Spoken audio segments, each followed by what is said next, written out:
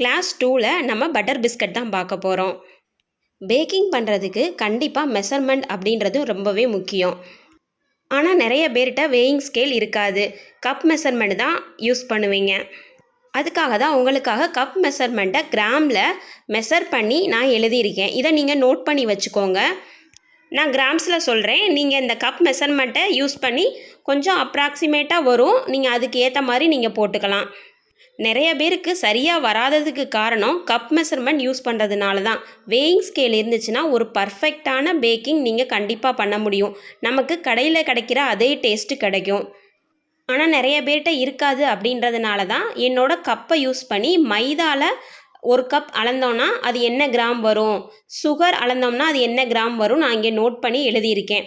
Granulated சுகர்னு போட்டிருக்கேன். Granulated சுகர்னால் பொடி பண்ணாத சுகர். வேயிங் ஸ்கேல் இல்லாதவங்களுக்கு இந்த சார்ட் ரொம்பவே யூஸ்ஃபுல்லாக இருக்கும். பட்டர் பிஸ்கட் செய்கிறதுக்கு பட்டர் ரூம் டெம்பரேச்சரில் இருக்கணும். ரொம்ப மெல்ட் ஆகிடக்கூடாது. இந்த மாதிரி இந்த டெக்ஸ்சரில் இருக்கணும். அப்போ தான் உங்களுக்கு பட்டர் பிஸ்கட் கரெக்டான டெக்ஸ்சரில் வரும். ஃப்ரிட்ஜிலேருந்து எடுத்து அதிக நேரம் நம்ம வெளியே வச்சிட்டோம் அப்படின்னா கொஞ்சம் ரொம்ப மெல்ட் ஆயிரும். அந்த மாதிரி இருந்தால் பிஸ்கட் கண்டிப்பாக சரியாக வராது. அடுத்து நம்ம பவுடர் பண்ண சுகர் எடுத்துக்கணும். பிஸ்கட்டுக்கு எப்போவுமே பவுடர் பண்ண சுகர் தான் நம்ம யூஸ் பண்ணுவோம். அடுத்து நம்ம இதை விஸ்க் வச்சு நல்லா விஸ்க் பண்ணணும். நல்லா ஒரு க்ரீமி டெக்ஸ்சரில் வரும். அது வரைக்கும் நம்ம நல்லா இதை மிக்ஸ் பண்ணணும்.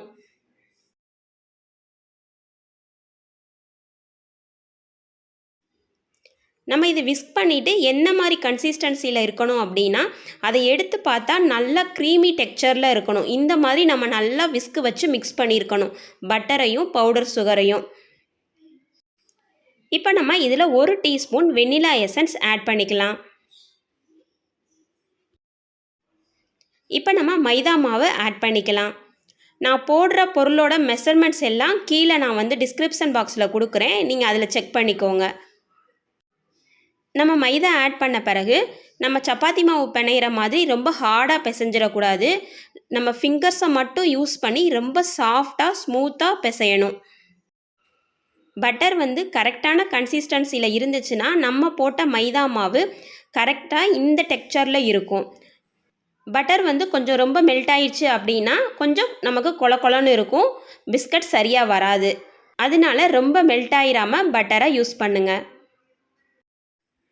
இப்போ நம்ம இதை பிஸ்கட் ஷேப்பில் ரவுண்டாக நம்ம உருட்டி நம்ம வச்சுக்கலாம்.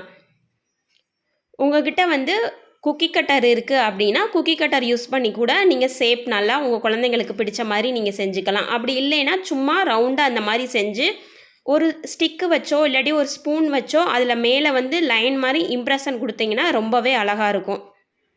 இப்போ நம்ம இதில் குக்கி ட்ரேயில் வச்சு பேக் பண்ணி எடுக்கலாம்.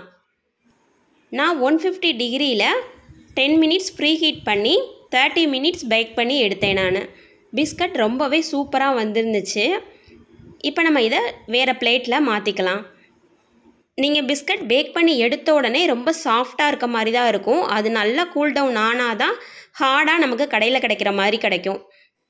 நீங்களும் இதே மெஷர்மெண்ட் யூஸ் பண்ணி செஞ்சு பாருங்கள். கண்டிப்பாக நல்ல ரிசல்ட் கிடைக்கும். உங்களுக்கு இந்த மாதிரியான பேக்கிங் வீடியோஸ் நிறையா வேணும் அப்படின்னா ஒரு லைக் கொடுங்க. நான் கண்டிப்பாக தொடர்ந்து இதே மாதிரி வீடியோ அப்லோட் பண்ணுவேன்.